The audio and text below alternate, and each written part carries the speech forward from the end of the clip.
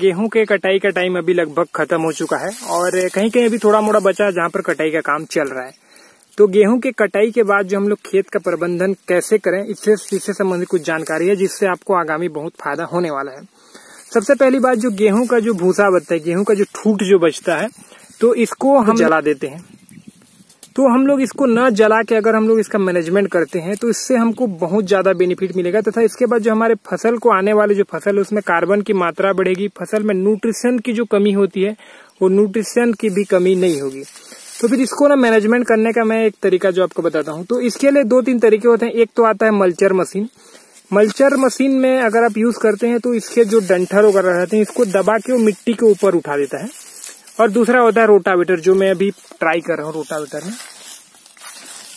जैसे कि आप देख रहे हैं मैंने इसको रोटावेटर अभी इसमें लगाया है। रोटावेटर लगाने से ये हुआ कि जो भी ये छोटे छोटे जो इसके जो डंठल है वो आधा तो जमीन में धंस गए हैं और ये जो थोड़ा मोड़ा ऊपर उठा हुआ है जो ये बाद में सड़ जाएगा।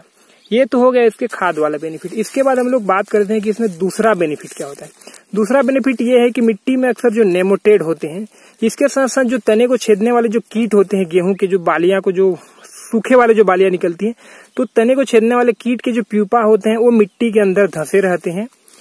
तो जैसे ही इसमें हल या फिर रोटावेटर चलता है तो जो नीचे की जो मिट्टी ऊपर आती है तो इसके जो कीट के जो प्यूपा वगैरह रहते हैं वो भी जमीन के बाहर आ जाते हैं, जिससे कि उसको चिड़िया या फिर जो धूप की गर्मी है उससे वो खत्म हो जाते हैं।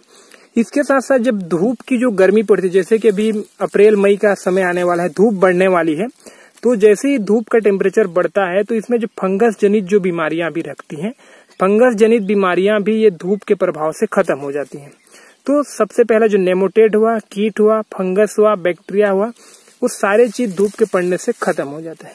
एक चीज और रहती है कि अगर हम लोग ऐसे ना करें, कोई रोटावेटर या फिर कल्टीवेटर या मल्चर का यूज ना करें, तो ये चीज एक तो सड़ेगा नहीं तो खेत में ऐसी पड़े रहेगा। और अक्सर जो बगल वाले खेत के लोग आग वाग लगा देते हैं तो उससे आके हमारे भी खेत में फैल जाते हैं और पूरा का पूरा जो ये जो खेत है वो जो अच्छे जो कार्बन की मात्रा जो हमारी खेत में बढ़ने वाली थी, अच्छे खासा जो कार्बन था वो भी खत्म हो जाता है। तो इसको बचाने के लिए आप ये वाला उपाय करिए। जितने भी ये इम्पोर्टेंट जो कार्बन है ये सब मिट्टी में मिलेगा तो कार्बन आ जाएगा। एक चीज और, अगर आप ऐसे करते हैं और पलेवा करते हैं और पलेवा के साथ अगर आप डिकम्पोजर का यूज करते हैं तो जितने भी ये ठूठ वगैरह है वो सिर्फ 40-50 दिन में सड़ जाएंगे। तो ये भी एक अच्छी चीज रहती है कि अगर आप डिकम्पोजर यूज कर लेते हैं। तो इसके साथ साथ जो एक मोथा घास होती है तो उसके भी जो कंद रहते हैं, जो मिट्टी के अंदर जो उसके कंद रहते हैं, उसके कंद भी धूप के तपती से खत्म हो जाते हैं। तो आप अगर ये थोड़ा सा भी काम को कंप्लीट कर लेते हैं तो आपके आने वाले जो फसल रहेगी, जैसे कि आपने सोयाबीन लेना है या फिर कुछ और भी जो लेने वाले हैं, तो उसके लिए भरपूर मात्रा में उसको जो खाद रहेगी, NPK के साथ जो माइक्रो न्यूट्रिएंट्स रहेगी वो भी मिल जाएंगे तथा जो हमारी जो फसल रहेगी उसमें फंगस वगैरह का जो प्रॉब्लम आती है वो भी लगभग इससे जो सौर की जो ताप रहेगी उससे मर जाएंगे। और नेमोटेड जिसको छुड़ाना एक वाकई चुनौती होती है, तो उससे नेमोटेड भी कुछ हद तक कंट्रोल हो जाएंगे। तो फिर जैसे कि आप देख रहे हैं ये वाला जो खेत है मैंने आधे में अभी रोटावेटर लगा दिया है और आगे में और जो बाकी है उसको भी मैं अभी रोटावेटर लगाने वाला हूँ। अगर आप रोटावेटर से ये सब करना चाहते हैं तो थोड़ा सा धूप का इंतजार करिए।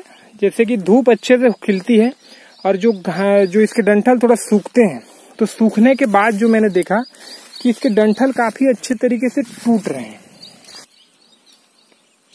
धूप में अच्छे सूखने के बाद आप देखेंगे कि इसके डंठल जो एकदम बारीक छोटे छोटे टुकड़ों में कट रहे हैं और छोटे छोटे टुकड़ों में कट रहे हैं, तो सीधी बात है इसको सड़ने में आसानी होगी और ये बहुत जल्दी सड़ जाएगा। अब आपके पास रोटावेटर नहीं है तो आप सामान्यतः कल्टीवेटर भी उपयोग कर सकते हैं।